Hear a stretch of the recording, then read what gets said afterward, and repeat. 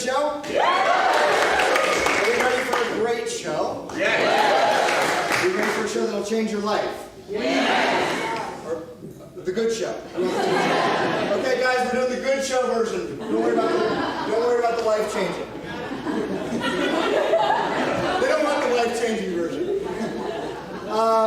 So, like Leah said, I'm Marshall. I have the great honor to be the husband to Tess, as well as the director of Henry VI Part 2, which is an amazing play. I'm so happy to share it with you. How many of you actually know this play? Yes. Good, we have new things for many of you. I want to introduce my ADs one more time. This is Daniel and Kim. They've done so much work with the campers, running lines with them, running scenes with them. Kim took the lead on combat and movement. Dan took the lead on music. So much work with the acting. We are a solid team. There's no disagreements between us, except for one thing. White rose, right rose.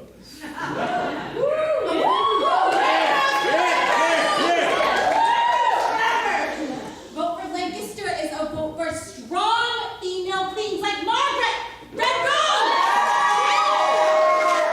Red rose, dead rose, am I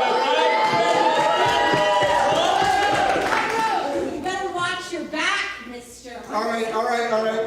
We're going to separate these two. We're going to separate White rose, right rose.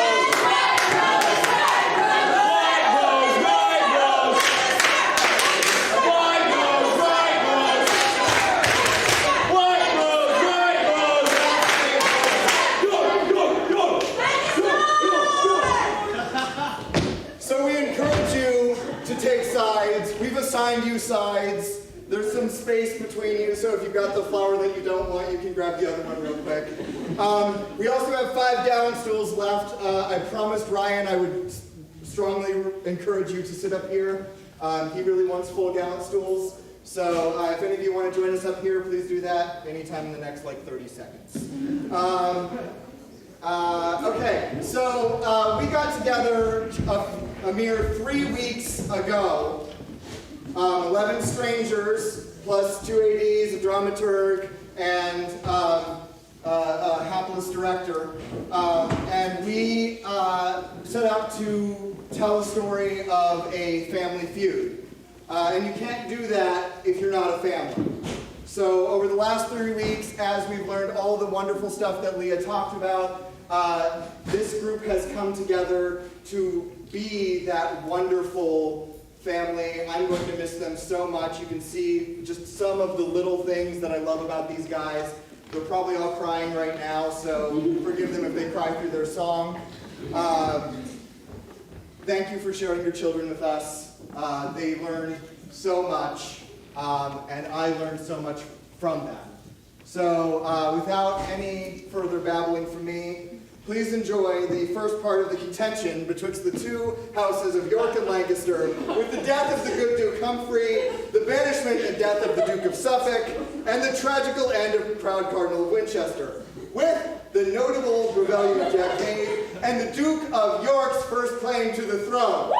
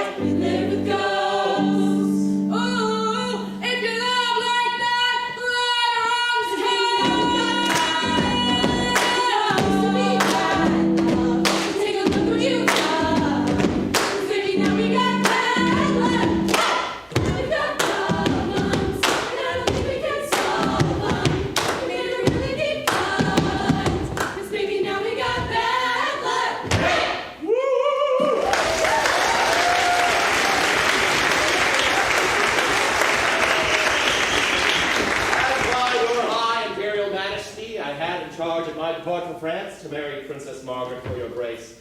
I have performed my task as was espoused, and humbly now, upon my bended knee in sight of England and her lordly peers, deliver up my title in the Queen. Welcome, Queen Margaret, to English Henry's court. The greatest show of kindness yet we can bestow is this kind kiss. Oh, gracious God of heaven, lend me a heart replete with thankfulness, for in this beauteous face thou hast bestowed a world of treasures to my perplexed soul. The excessive love I bear unto your grace forbids me to be lavish of my tongue, lest I should speak more than beseems a woman.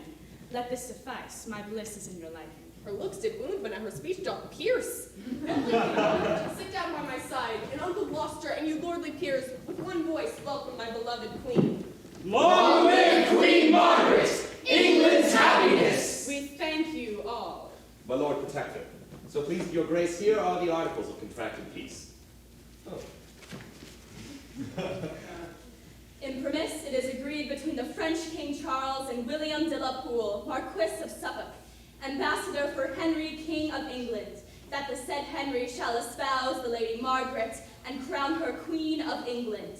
Item, that the Duchy of Anjou and the County of Maine shall be released and delivered to the King her father, and she sent over of the King of England's own proper cost and charges, without having any dowry. May please us well. Lord Marquess, kneel down. We here create thee the first Duke of Suffolk, and gird thee with the sword. Come, let us in, and with all speed provide to see her coronation be performed. Brave peers of England, pillars of the state, to you Duke Humphrey must unload his grief. Your grief, the common grief of all the land. What did my brother Henry spend his youth, his valor coin, and people in the wars? Shall deeds of war and all our counsel die? Ah, lords, fatal is this marriage, cancelling out our state, reversing monuments of conquered France, undoing all as none had ne'er been done. Nephew, what means this passionate discourse? For France, 'tis ours, and we will keep it still. Aye, uncle, we will keep it if we can, but now it is impossible we should. Suffolk, the new-made duke that rules the roost, hath given away for our King Henry's queen the duchies of Anjou and Maine unto her father.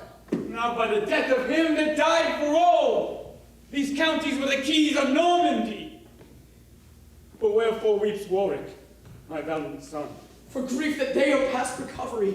For were there hope to conquer them again, my sword should shed hot blood, mine eyes no tears. Anjou and Maine, myself did win them both. Mordieu! For Suffolk's duke may he be suffocate that dims the honor of this warlike isle. I never read but England's kings have had large sums of gold and dowries with their wives, yet our King Henry gives away his own to match with her that brings no vantages. She should have stayed in France and starved in France. My lord of Gloucester, now ye grow too hot. It was the pleasure of my lord the king. Nay, my lord, 'tis not my words that troubles you, but my presence, proud prelate as thou art. But I'll be gone and give thee leave to speak. Lordings, farewell, and say, when I am gone, I prophesied France would be lost ere long. So then goes our protector in a rage. 'Tis known he is mine enemy. Nay, more an enemy unto you all, and no great friend I fear me to the king. Consider, lords, he is the next of blood and heir apparent to the English crown. Had Henry got an empire by his marriage, there's reason he should be displeased at it. But though the common people favor him, calling him Humphrey the good Duke of Gloucester, I fear me, lords, for all this flattering gloss, he will be found a dangerous protector. But I will after him, and if I can, I'll lay a plot to heave him from his seat. Cousin of Buckingham, though Humphrey's pride and greatness be grief to us, yet let us watch the haughty cardinal. If Gloucester be displaced, he be protector. For thou or I, Somerset, will be protector, despite Duke Humphrey or the cardinal. Pride went before, ambition followed. While these do labor for their own preferment, behooves it us to labor for the realm. I never saw but Humphrey, Duke of Gloucester, did bear him like a noble gentleman. Oft have I seen the hearty cardinal swear and forswear himself, and brave it out more like a ruffian than a man of the church. Warwick, my son, the comfort of mine age, and brother York, join we together for the public good, and as we may, cherish Duke Humphrey's deeds, while they do tend the profit of the land. So God help Warwick, as he loves the land and common profits of his country. And so says York, for he hath greatest cause.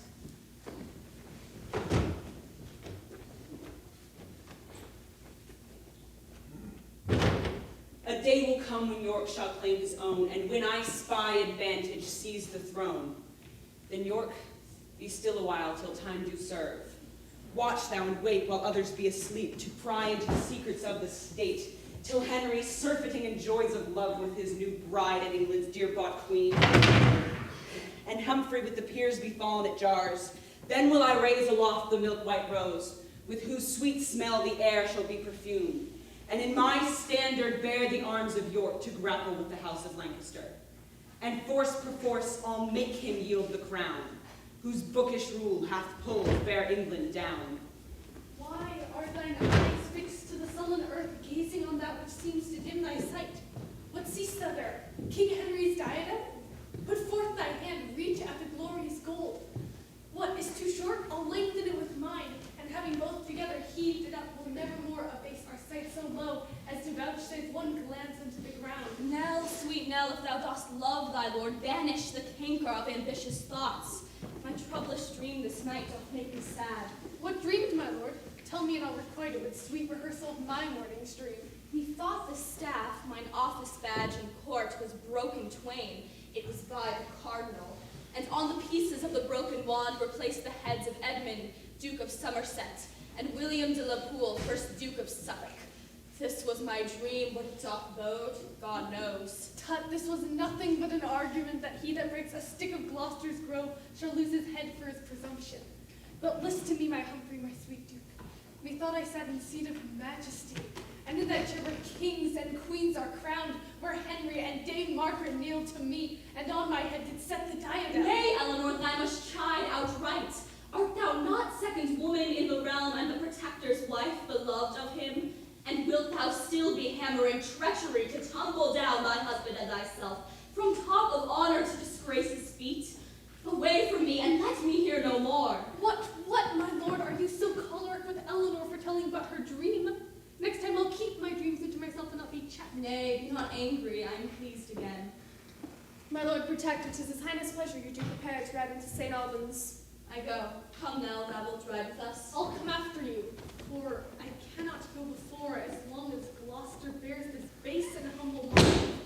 Were I a man and protector as he is, I'd reach to the crown, or make some hop headless.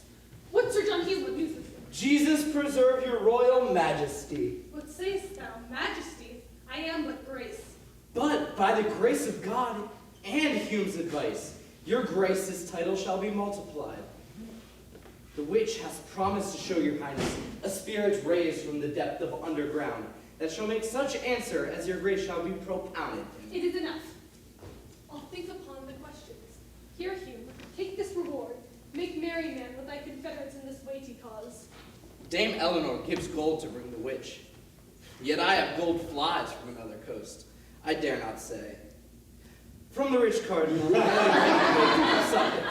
they, knowing Dame Eleanor's aspiring humor, have hired me to undermine the Duchess and buzz these conjurations in her brain. Her attainder will be Humphrey's fall. Sort how it will, I will have gold for all. My masters, let's stand close. My lord will come this way by and by, and then we may deliver our supplications in the quill. Mary, the Lord protect him, for he's a good man. Here comes methinks, and the queen with him. I'll be first. Go back, you fool! This is the Duke of Suffolk, and not my Lord Protector! How now, fellow? Wouldst anything with me? Against my master, Thomas Horner, for saying that the Duke of York was rightful heir to the crown. Who's there? Take this fellow in. We'll hear more of your matter before the king. And as for you that love to be protected under the wings of our protector's grace, begin your suits anew and suit to him. Come, let's be gone!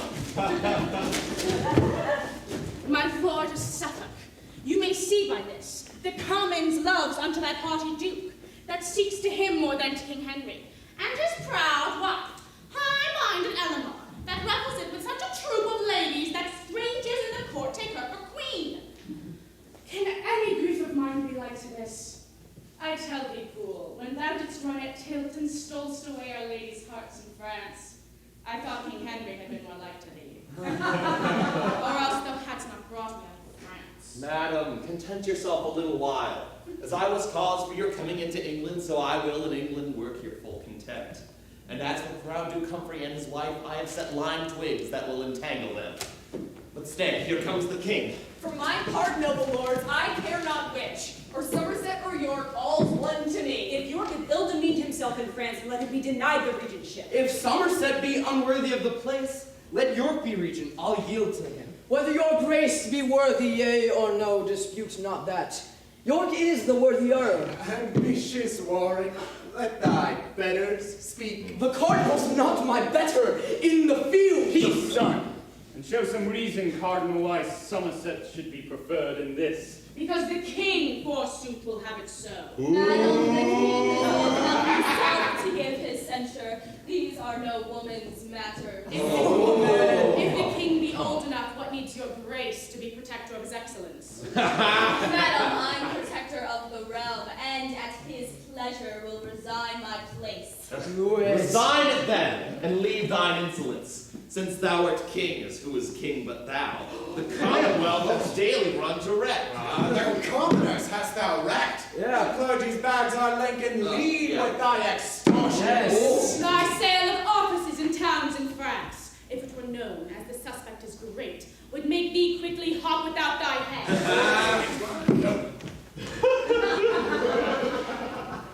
Give me my fan. What minion can ye not? I cry you, mercy, madam, was it you? Wast I? Yea, I it was, proud Frenchwoman. Could I come near your beauty with my nails, I'd set my 10 commandments in your face. Though in this place most masters wear no breeches, she shall not strike Dame Eleanor unrevenged. Your Lord Cardinal, I'll follow, Lord. Now, my lords, my collar being overblown with walking once about the quadrangle, I come to talk of commonwealth affairs. I say, my sovereign, York is meetest man to be your regent in the realm of France. Before we make election, give me leave to show some reason of no little argument that York is most unmeet of any man. Oh, please it your majesty, this is the man that doth accuse his master of high treason. His words were these: that Richard, Duke of York, was rightful heir unto the throne, and that your majesty was a usurper. Say, man, were these thy words? And shall please your majesty, I never said nor thought any such matter. God is my witness, I am falsely accused by the villain. By these 10 bones, my lords, he did speak unto me in the garret one night, so we're scattering my lord of York's armor. I'll have thy head for this, my traitor's speech. Alas, my lord, hang me if ever I spake the words. Uncle, what shall we say to this in law? This do, my lord, if I may judge, let Somerset be regent over the French, because in York this breeds suspicion, and that these have a day appointed them for single combat in convenient place. This is the law, and this Duke Humphrey's doom. And I accept the combat willingly. Oh, Lord, have mercy upon me. Shall never be able to fight a blow. Oh, Lord, my heart. Away with them to prison, and the day of combat shall be the last of the next month. Dear Hugh, take this scroll of paper here, wherein is written the questions you shall ask, and I will stand upon this tower here, and to my questions write the answers down. Now, sir, begin and cast your spells about, and tell Dame Eleanor of the things she asks. Then Roger Bolingbroke about thy task, whilst I thereon all prostrate on my face, do talk and whisper with the devils below. Dark night, dread night, the silence of the night, send up I charges from solstice lake, the spirit Ascalon to come to me. Ascalon, Ascenda, Ascenda! Now, Bolingbroke, what wouldst thou have me do? First of the king, what shall become of him? The Duke yet lives that Henry shall depose, but him outlive and die a violent death. What fate awaits the Duke of Suffolk? By water shall he die and take his end. What shall betide the Duke of Somerset?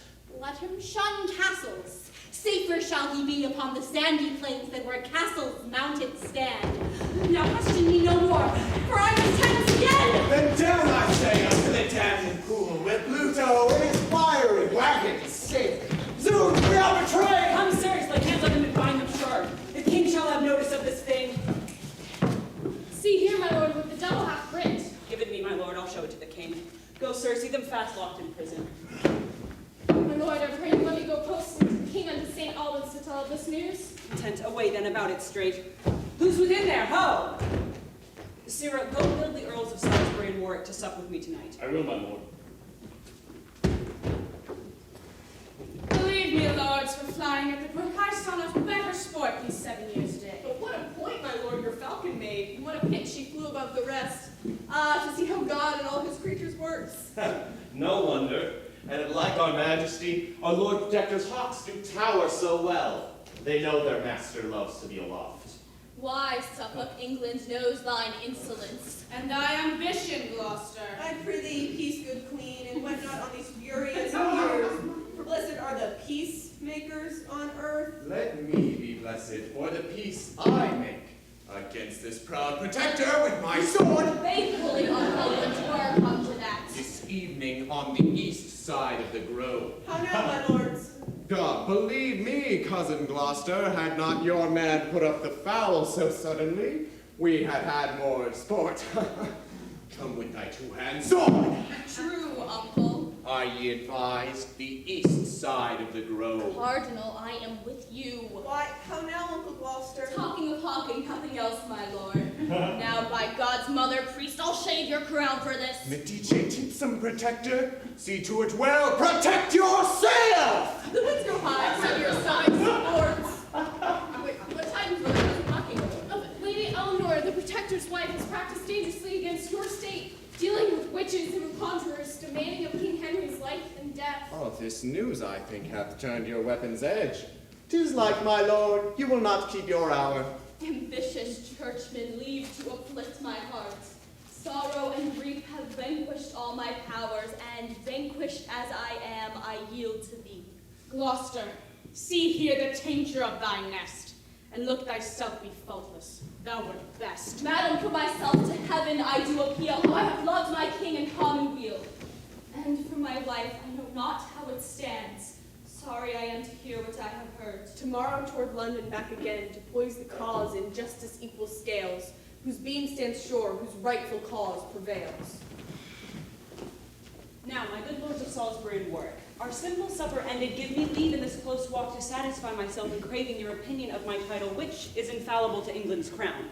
My lord, I long to hear it full. Sweet York, begin, and if thy claim be good, the Nevilles are thy subjects to command. Then thus, Edward III, my lords, had 7 sons. Edward the Black Prince died before his father and left behind Richard, who reigned as king till Henry Bolingbroke, Duke of Lancaster, crowned by the name of Henry IV, seized on the realm, deposed the rightful king. The 3rd son, Duke of Clarence, by whose line I claimed the crown, had issue Philippa, a daughter, who married Edmund, Earl of Mortimer. Edmund had issue Roger, Earl of Mortimer. Roger had issue Edmund, Anne, and Eleanor. My mother, Anne, being heir to the crown, married Richard, Earl of Cambridge. By her I claimed the kingdom. She was heir unto Edmund Mortimer, who married Philippa, sole daughter unto Lionel, Duke of Clarence. So if the issue of the elder son succeed before the younger, I am king.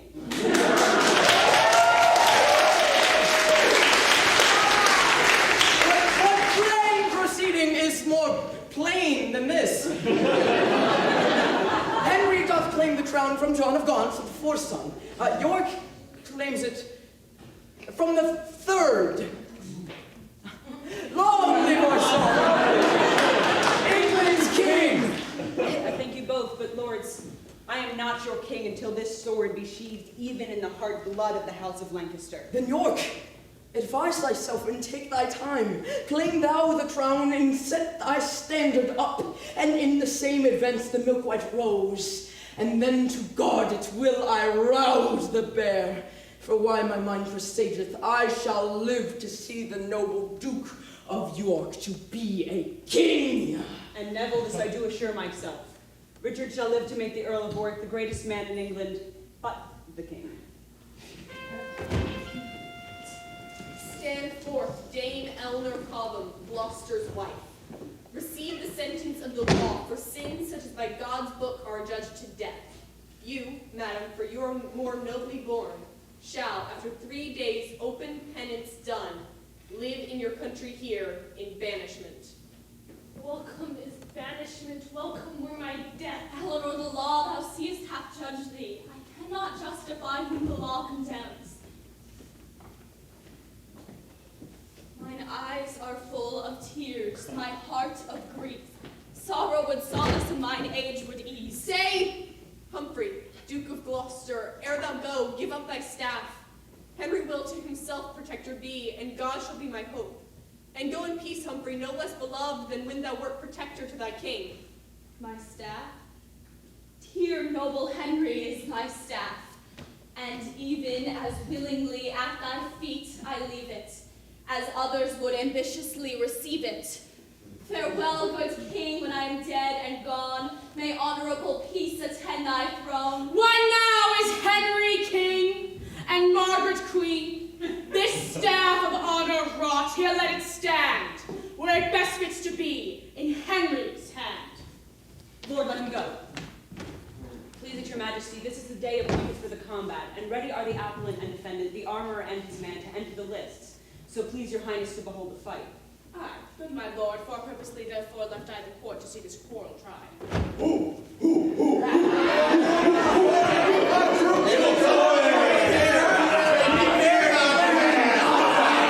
Let it come, faith! And I'll pledge you all! And a fig for Peter! I thank you all. Drink and pray for me, I pray you. For I think I have taken my last draught in this world.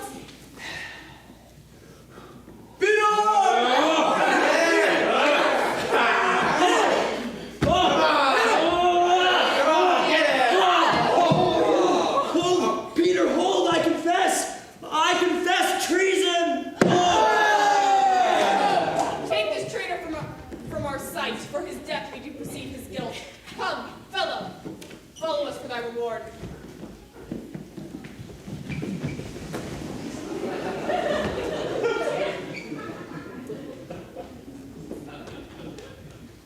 Sir, what's o'clock? 10, my lord. 10 was the hour appointed me to watch the coming of my punished sons. Come you, my lord, to see my open shame. Now thou dost penance too. Look how they gaze. See how the giddy multitude do point and nod their heads and throw their eyes on thee.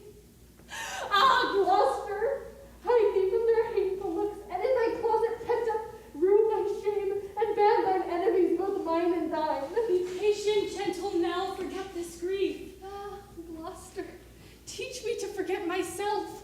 For whilst I think I am thy married wife, and thou a prince protector of this land, methinks I should not thus be led along, mailed up in shame with papers on my back. But be thou mild, and blush not at my shame, nor stir at nothing till the axe of death hangs over thee, as sure it shortly will. Ah, now forbear, thou aimest all awry. I must offend before I be attainted.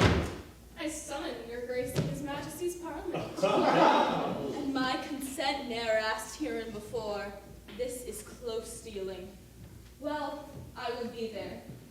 My Nell, I take my leave, and master sheriff, entreat her not the worse, and that I ask you use her well. The world may laugh again. Would God, my lord, bid me not farewell? Witness my tears, I cannot stay to speak. Art thou gone too? All comfort go with thee, for none abides with me. My joy is death, death at whose name I oft have been afeared, for I wish this world to turn it. Stanley, I prithee go and take me hence. Madam, throw off your sheet, your penance done. Go we to attire you for our journey. My shame will not be shifted with my sheet. Go, lead the way. I long to see my prison. I muse my lord of Gloucester is not come. Can you not see? Or will ye not observe how insolent of late he is become? How proud, how peremptory and alike himself. Small curs are not regarded when they grin, but great men tremble when the lion roars. And Humphrey is no little man in England. First note he is near you in descent, and should you fall, he as the next will mount. By flattery hath he won the commons' hearts, and should he wish to make commotion, 'tis to be feared they all will follow him. The reverent care I bear unto my lord made me collect these dangers in the duke. If it be fond, call it a woman's fear. For fear of better reasons can supplant, I will subscribe and say I wronged the duke. Well hath your highness seen into this duke, and had I first been put to speak my mind, I think I should have told your grace's tale. The Duchess, by his subordination upon my life, began her devilish practices. Did he not, contrary to form of law, devise strange deaths for small offenses done? And did he not, in his protectorship, levy great sums of money through the realm for soldiers' pay in France and never sent it? Our kinsman Gloucester is as innocent as is the sucking lamb or harmless dove. Seems he a dove? His feathers are but borrowed, for he's disposed as the hateful raven. Take heed, my lord, for the welfare of us all hangs on the cutting short that fraudful man.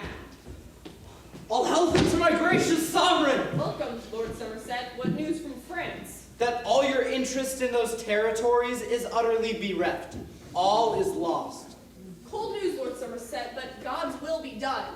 Cold news for me, for I hope of France as firmly as I hope for fertile England. All happiness unto the Lord my king.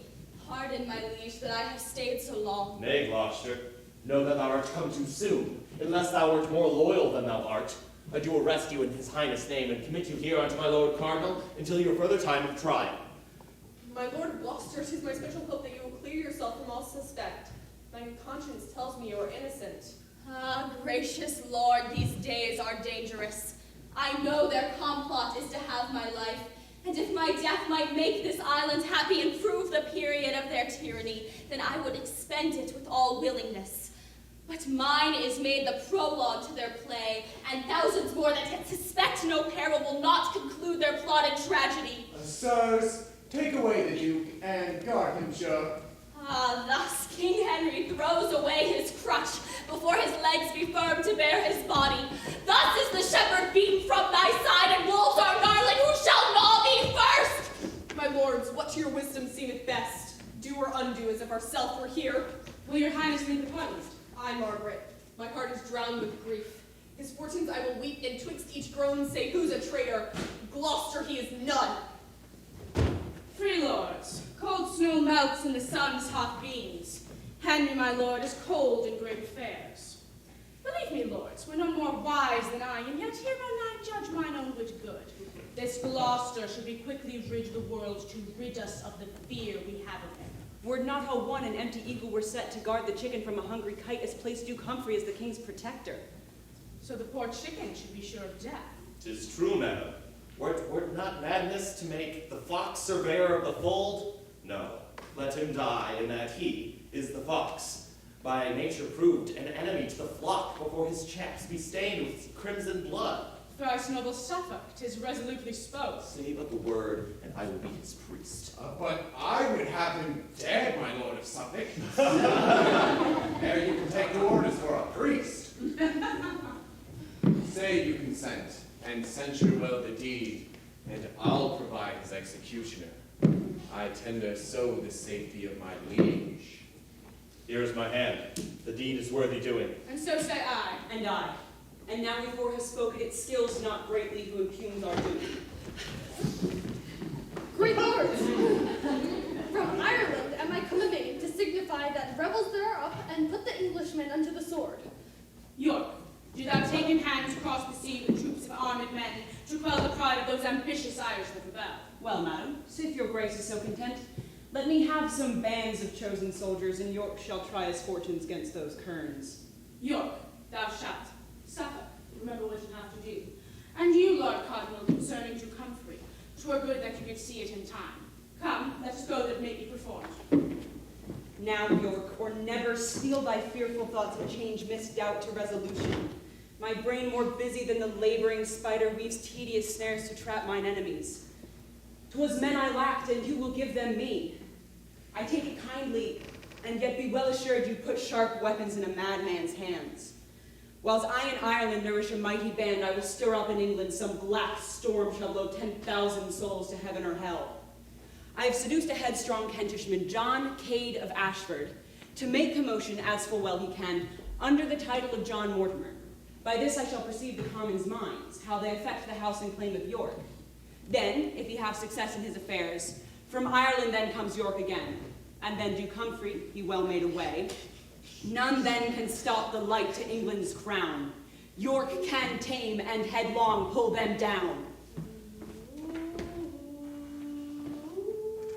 What, sirs? Have you dispatched him? Ah, my lord, he's dead. I'm Good. worried too. See the clothes laid about him still, that when the king comes he may perceive that no other, but that he died of his own accord. Go, call our uncle to our presence straight. We'll call him presently, my noble lord. And good my lords, proceed no further against our uncle than by just proof you can affirm. Pray God he may acquit him of suspicion. I thank thee, Meg, these words content me much. How now? Why lookst thou pale? Why tremblest thou? Where is our uncle? What's the matter, Suffolk? And in his bed, my lord. Gloucester's dead. Mary, God forfend! God's secret judgment! I did dream tonight the Duke was dumb and could not speak a word. How fares my lord? Have lords, the king is dead! Henry, comfort, gracious sovereign, comfort. What? Doth my lord of Suffolk comfort me?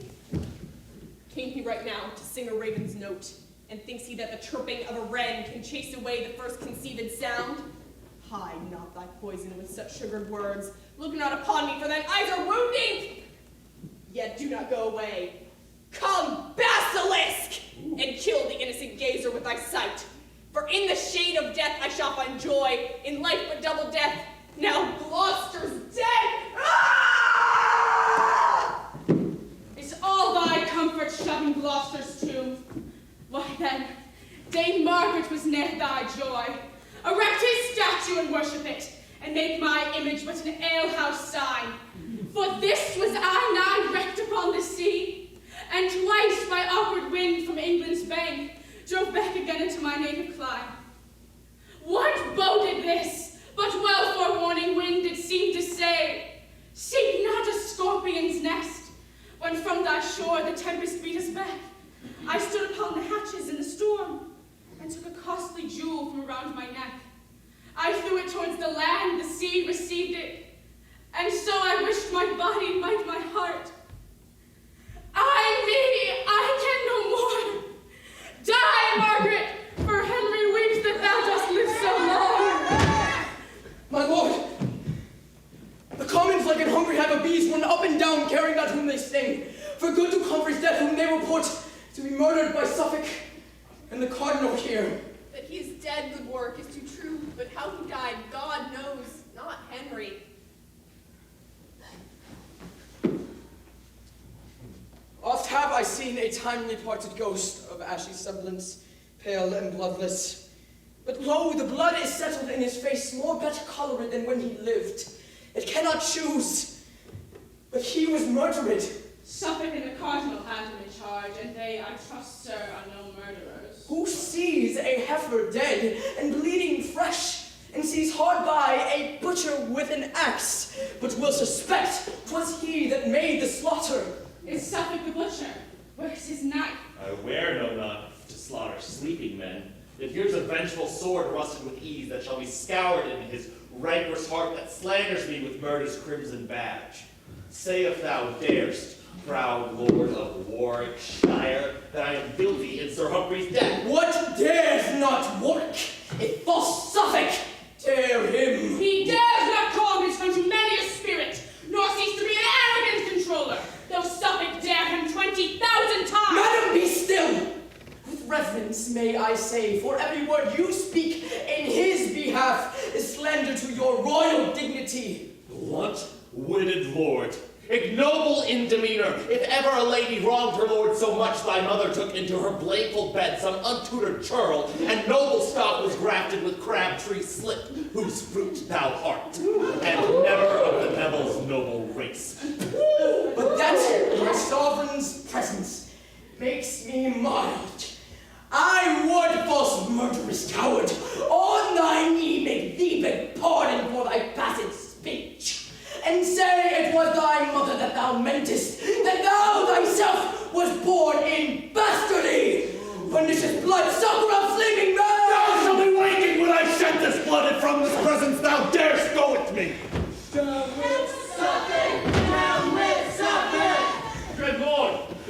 send you word by me, unless Lord Suffolk straight be done to death, or banished for England's territories.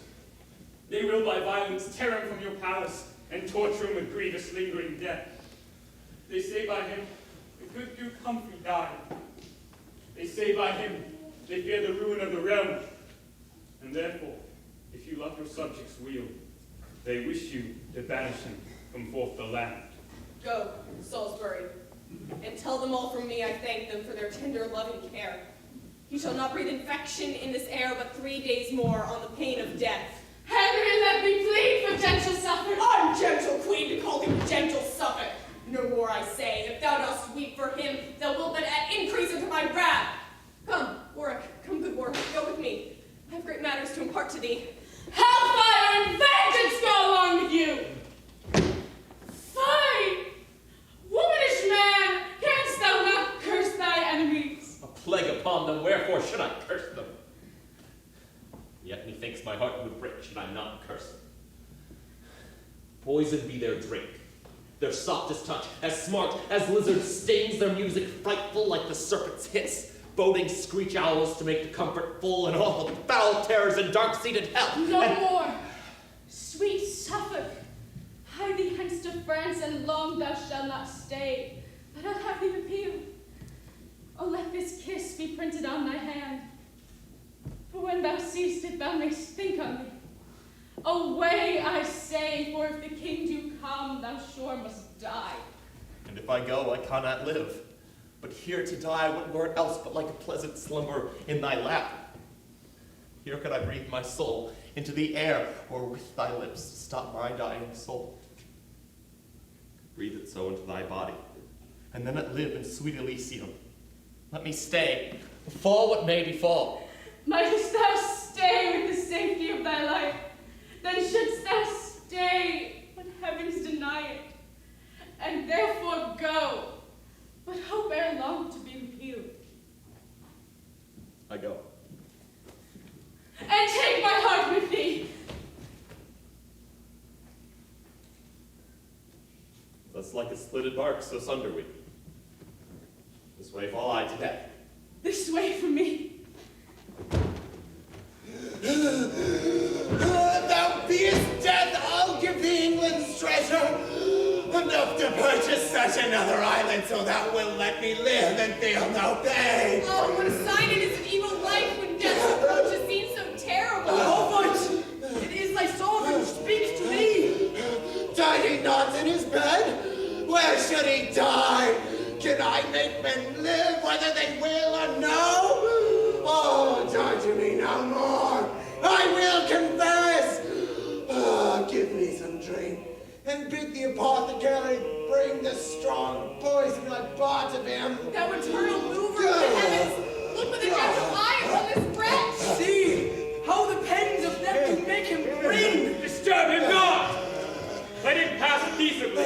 Peace to his soul, if God's gonna let him be. Lord Cardinal, if thou thinkst thou canst this place, hold up thy hand and signal of thy hope. He dies and makes no sign. Oh, God, forgive him.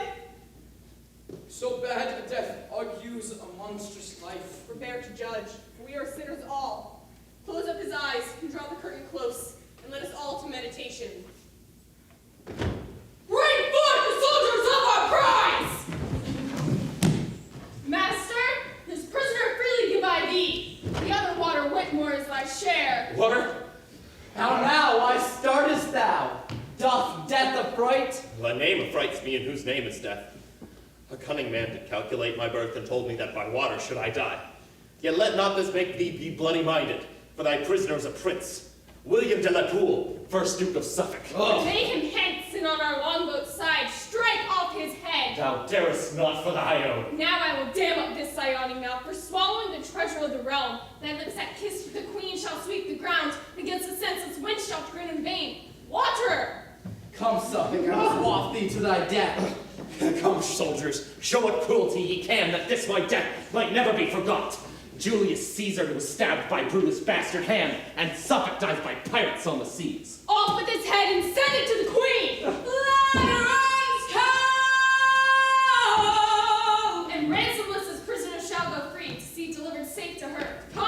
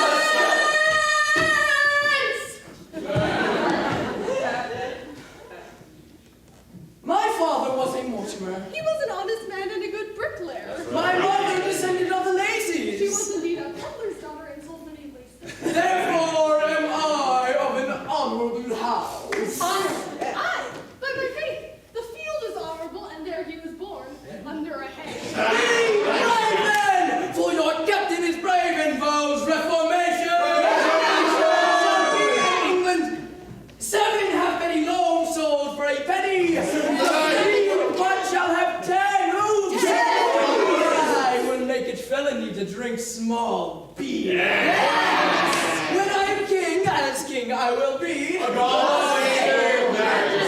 thank you, good people. There shall be no money. All shall eat and drink on my score. I will apparel them all in one livery, that they may agree like brothers and worship me their Lord. The first thing we do, let's kill all the lawyers! That I need to do. How? Now who's there? The clerk of Chatham. He can write and read and cast a compass. Monstrous! Come hither, sir. I must examine thee. What is thy name? Emmanuel. They used to write it on the top of letters. We'll go hard with you. Let me alone. Dost thou use to write thy name, or hast thou a mark to thyself, like an honest, plain-dealing man? Sir, I thank God I have been brought up so well, I can write my name. Bailin! Away with him, I say! Kill the lawyers! Kill the lawyers! Kill the lawyers! Fight! Sir Humphrey Stafford and his brother are hard by. He shall be accounted for the man as good as himself. He is but a knight, is that? No. To equal him, I will make myself a knight presently.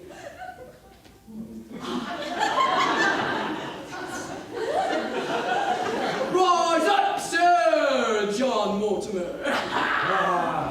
Now, Rebellious hind! The filth and scum of Kent! March for the gallows, lay your weapons down. Go home to your cottages. The king is merciful if you revolt. But angry, wrathful, and inclined to blood if you go forward. Oh, yes. Therefore yield or die. As for these silken-coated slaves, I pass not. It is to you, good people, that I speak, over whom in time to come I hope to reign, for I am rightful heir unto the crown. Jack Cade, the Duke of York, hath taught you this. Oh, yes. He lies! For I invented it myself. Well, seeing gentle words will not prevail, assail them with the army of the king. Oh, yes. And those of you that be the king's friends, follow me. Okay. Mommy! And you that love the commons, follow me. Now show yourselves men, 'tis for liberty! They're all in order and march toward us. But then are we in order when we are most out of order? Come, march forward!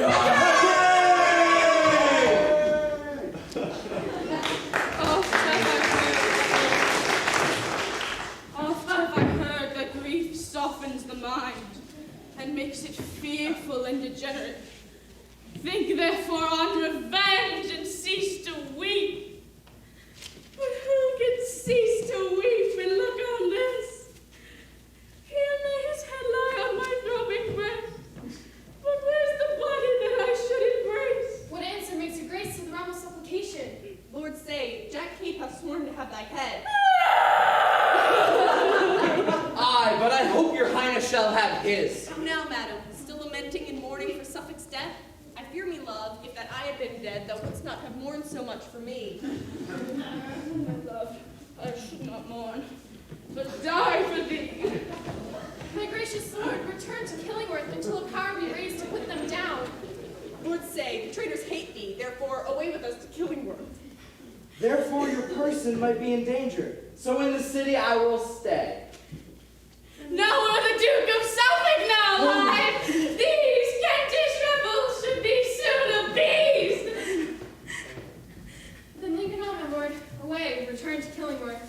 Come, Margaret, God our hope will succor us. My hope is gone, now Suffolk is deceased. Farewell, my lord, trust not the Kentish rebels. The trust I have is in mine innocence. Therefore I am bold and resolute. For Jack Cade! And now is Mortimer, lord of the city, and here sitting upon London stone, I charge and command that henceforward it shall be treason for any that calls me other than Lord Mortimer. Yeah! Jack Cade! Jack Cade! Knock him down there!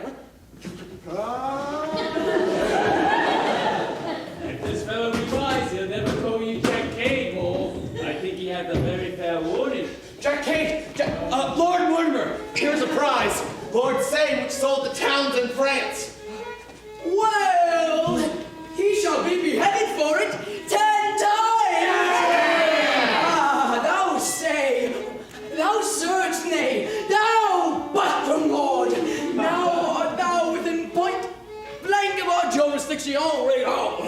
What canst thou answer to my majesty for the giving up of Normandy unto Monsieur Bassamico, the Dauphin of France? Be it known unto thee by these presents, even the presence of Lord Mortimer, that I am the besom that must sweep the court clean of such filth as thou art. Thou hast most traitorously corrupted the use of the realm in erecting a grammar school. No rations! Tell me wherein I have offended most. Have I affected wealth or honor? Speak. These hands are free from guiltless bloodshedding, this heart free from foul deceitful thoughts. Oh, let me live. Go! I say, and strike off his head presently. And then break into his son-in-law's house and strike off his head. Taking them both upon two poles hither. It shall be done! The proudest peer in the realm shall not wear a head on his shoulders unless he pay me tribute. Shall I may be married, but she shall pay to me her maiden head. Ere they have it. My lord, when shall we go to Cheapside and take up commodities upon our bill? Marry presently. Hooray! But is not this great love? Oh, come, let them kiss one another, for they loved well when they were alive. No, Queen! Become ambassadors from the king, unto the commons whom thou hast misled, and here pronounce free pardon to them all. Thou will forsake thee and go home in peace. What say ye, countrymen? Will ye relent, or let a rebel lead you to your deaths? Who loves the king and will embrace his pardon? Fling up his cap and say, God save his majesty! God save his majesty! Hang with pardons about your necks. Let them break your backs with burdens. Take your houses over your heads. Ravish your wives and daughters before your faces. For me, I will make shift for one. So, God's curse light upon you all. Praise Cade, the son of Henry V, that thus you do exclaim you'll go with him. Spare England, for it is your native coast. Henry hath money, you are strong and manly. God on our side, doubt not of victory!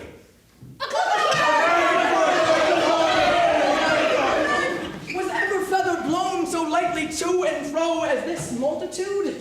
The name of Henry V hails them to 100 mischiefs and makes them leave me desolate. I see them lay their heads together to surprise me, so my staff make way for me, for here is no staying.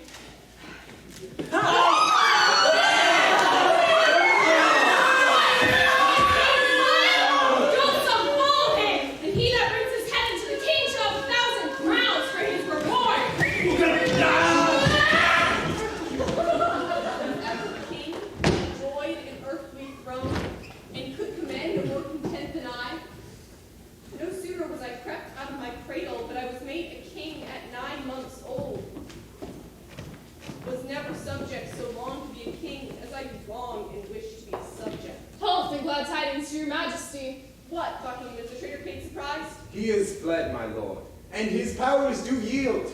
And humbly thus, with halters on their necks, expect your highness doom of life or death. And so, with thanks and pardon unto you all, I do dismiss you to your several countries. God save the king! God save the king! The Duke of York is newly come from Ireland, is marching hitherward in proud array, and still proclaimeth as he comes along, his arms are only to remove from thee the Duke of Somerset, whom he terms traitor. I pray thee, Buckingham, go and meet him and ask him what's the reason of these arms, and tell him to send with Edmund to the Tower, and Somerset will commit thee thither until his army be dismissed from him. My lord, I yield myself unto prison willingly, or unto death to do my country good. Come, wife, let's in and learn to govern better. Forget my England, curse my wretched reign.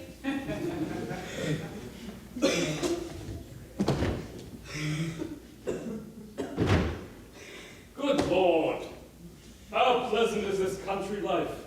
This little land my father left me here serves me as well as all the pleasures in the court can yield. Nor would I change these pleasures for the court. Zoons! Here's the lord of the soil. Stand, villain! Thou wilt betray me to the king and get 1,000 crowns for my head. But ere thou goest, I'll make thee eat iron like an ostrich and swallow my sword like a great king. Why, saucy companion, why should I betray thee? Is it not enough that thou hast broke my hedges and entered into my ground without the leave of me, the owner? See if thou can now face me with thy looks.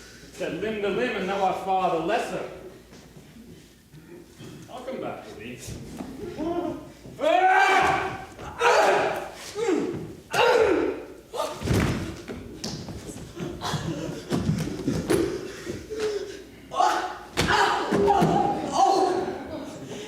Villain, thou hast slain the flower of Kent for chivalry. So pass rod thee for Jack Cade must die. Jack Cade? And was this that monstrous rebel which I have slain?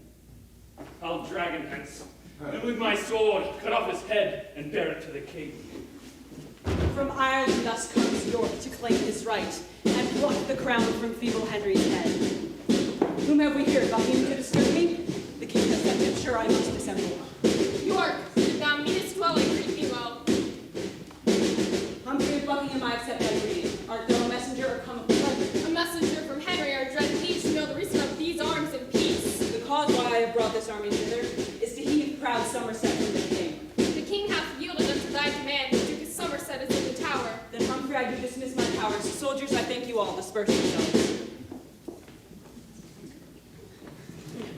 York, I commend this kind submission. We twain will go to his highness' tent.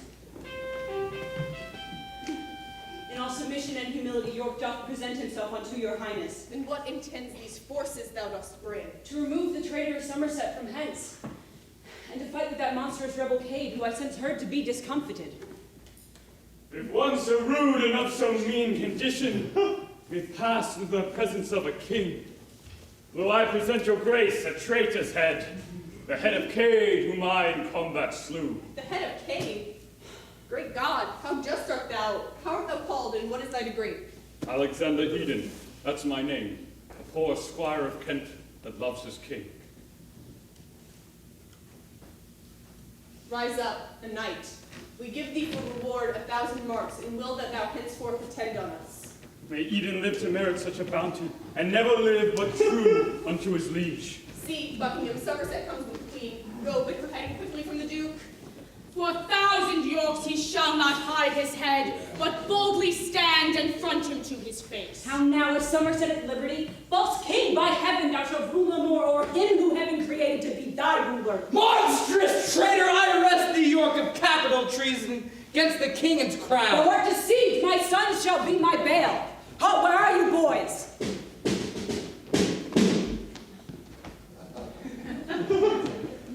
Call him a Clifford, bring him on himself.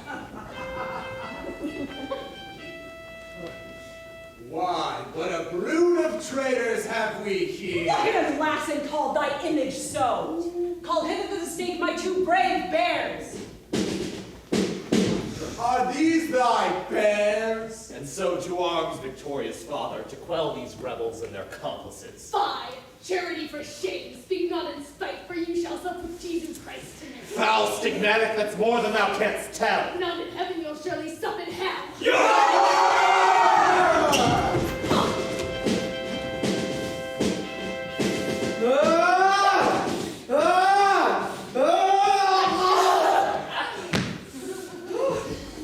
So lie thou there, for underneath an alehouse paltry sign, the castle in St. Albans, Somerset hath made the wizard famous in his death. Sword, hold thy temper, heart be wrathful still. Priests pray for enemies, but princes kill. York! Proud northern Lord Clifford of Cumberland, Warwick is hoarse with calling thee to arms. Stand still, Warwick, and stir not till I come. How now, my lord? What afoot? Who killed your horse? The deadly hand of Clifford, but I did kill his horse he loved so well, the bonniest grey that I was bred in North. Old Warwick, seek thee out some other chase. Myself will hunt this deer to death. Brave lords, his folk are drowned in our fights. Clifford, farewell! As I intend to prosper well today, it grieves my soul to leave thee unassailed. Now, Clifford, since we are singled here alone, be this the day of doom for one of us. And here I stand, and pitch my foot to thine, vowing never to stir until thou or I be slain. Come,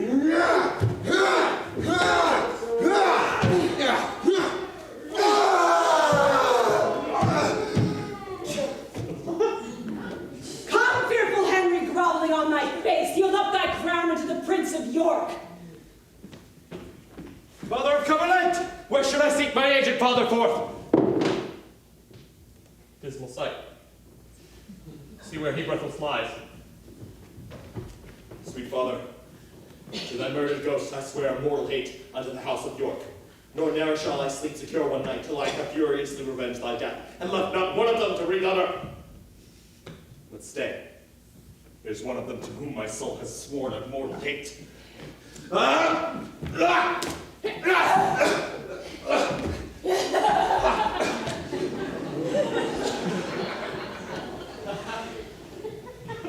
thou new ruin of old Clifford's house, and Annie's did, and Chicey sparrow, so bear I thee upon my manly shoulders. Though Annie's bore a living load, nothing so heavy of these woes of mine. Away, my lord, for shame! You are slow! Near from the heavens, good Margaret, stay. What are you made of? You'll nor fight, nor fly! Now is it manhood, wisdom, and defense to give the enemy way and to secure us by what we can, which can no more but fly? Away, my lord, away! How now, boys? Fortunate this fight hath been, I hope, for us and ours for England's good. But did you see old Clifford, since we with bloody minds did buckle with the foe? My lord, I saw him in the thickest throng, and still he fought with courage against his foes. See, noble father, what they both to come, the only props unto the house of York. Well hast thou fought this day, thou valiant Duke, and thou brave bride of York's increasing house. 3 times this day thou hast preserved my life. What say you, lords? The king has fled to London? What says Lord Warwick? Shall we after them? After them, nay. Before them, if we can. Now, by my faith, lords, 'twas a glorious day. St. Albans' battle won by famous York shall be eternized in all age to come. Sound drums and trumpets, and to London all, as more such days as these to us befall. Yeah!